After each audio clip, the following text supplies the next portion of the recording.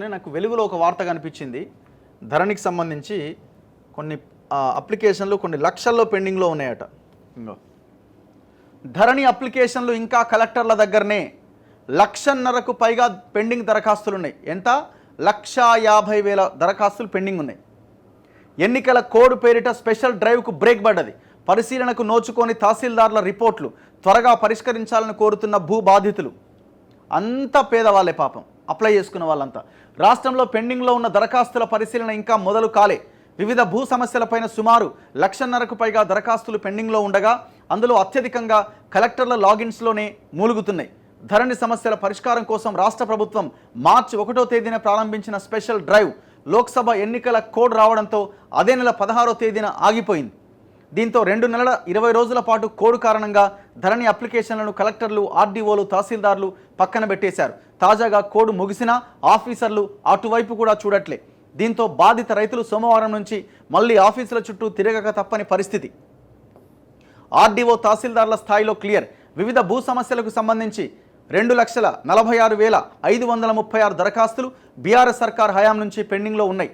వీటితో పాటు special drive ద్వారా మరోసారి దరఖాస్తులు స్వీకరించారు. ఇందులో pending mutation, grievance of land matter, nature of land change, passbook data correction, succession, POB సమస్యలు, కోర్టు కేసులకు సంబంధించినవి ఉన్నాయి.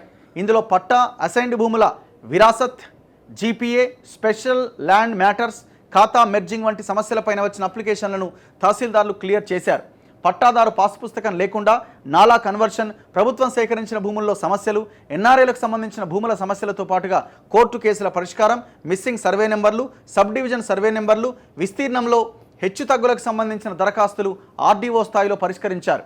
1,50,000కు పైగా అప్లికేషన్లు పెండింగ్ ఉన్నాయి. స్పెషల్ డ్రైవ్లో భాగంగా TM33 మాడ్యూల్లో పాస్బుక్ డేటా కరెక్షన్ కోసం పెండింగ్లో ఉన్న 1,01,132 అప్లికేషన్లలో 27,047 అప్లికేషన్లు పరిష్కరించారు. ల్యాండ్ మ్యాటర్స్కు సంబంధించిన 40,605 దరఖాస్తుల్లో 17,372 పరిష్కరించారు.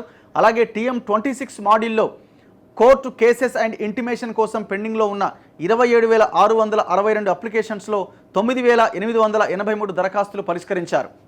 ఇట్లా కొన్ని పరిష్కరించారు. ఇంకా 1,50,000 అప్లికేషన్లు పెండింగ్లో ఉన్నాయి.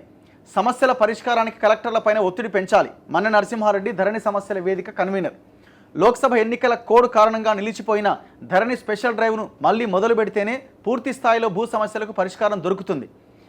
ఇక్కడ కలెక్టర్ల మీద ఒత్తిడి పెంచడంతో పాటు ప్రభుత్వం మీద కూడా ఒత్తిడి పెంచాలి, ఎమ్మెల్యేల మీద ఒత్తిడి పెంచాలి, మంత్రుల మీద ఒత్తిడి పెంచాలి, ముఖ్యమంత్రి మీద ఒత్తిడి పెంచాలి. ఈ ధరణి అన్నది పెద్ద నరకం చూపిస్తున్నది రైతులకి, ప్రజలకి. మరి ధరణి దీని విషయంలో ఏం మార్పులు చేశారు?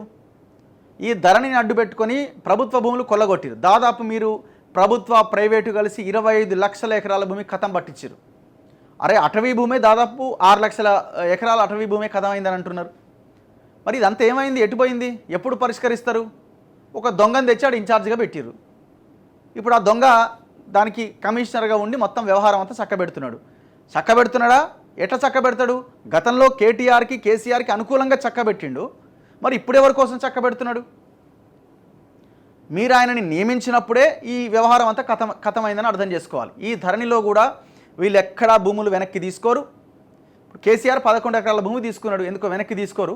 పార్టీ ఆఫీస్ కోసం. ఆయనకు పార్టీ ఆఫీస్ లేదా? తెలంగాణ భవన్ ఉండే, మళ్ళీ 3,000 గజాలు తీసుకుని మళ్ళీ 11 ఎకరాలు తీసుకున్నాడు. 11 ఎకరాలు మీకు ఇక్కడ ఫైనాన్షియల్గా క్రైసిసే ఉండే. 11 ఎకరాలు వేలం వేస్తే 1,000 కోట్లు వస్తాయాడ. దాని పక్కనే అదే కేసీఆర్ వేలం వేస్తే 100 కోట్లకు పోయింది ఎకరం. 1,000 కోట్లు కాకపోయినా 700-800 కోట్లన్నీ వస్తాయి కదా. మరి ఎందుకు ఆ భూమి వెనక్కి తీసుకోరు? వీళ్ళు చేయరండి. ధరణి విషయంలో కానీ, కాళేశ్వరం విషయంలో కానీ ఈ సమస్యలు పరిష్కారము చెయ్యరు. వీళ్ళు ఏదో ఈజీగా ఉన్నవి కొన్ని చేసి అవతల పడేస్తారు తప్ప వీళ్ళు రాష్ట్రం కోసం, రాష్ట్ర ల్యాండ్ బ్యాంక్ని మొత్తం విచ్ఛిన్నం చేసిన ఈ దుర్మార్గుల మీద కేసులు తీసుకోవడం, ఆ భూములను రికవరీ చేయడం అన్నది వీళ్ళు చేస్తారన్న నమ్మకం అయితే నాకు లేదు. Same as it is Kaleshwaram కూడా అంతే. కాళేశ్వరం చదరంగం అని ఎందుకన్నా మనం? అన్ని పార్టీల నాయకులకి పైసలు పోయినాయి, మీడియాకు పోయినాయి, సంఘాలకి పోయినాయి, అందరినీ మేనేజ్ చేసిండు వాడు. సేమ్ ధరణి కూడా ఇందులో అందరూ ఇన్వాల్వ్ అయి ఉన్నారు. వాళ్ళ స్థాయిని బట్టి వాళ్ళు ఇన్వాల్వ్ అయి ఉన్నారు.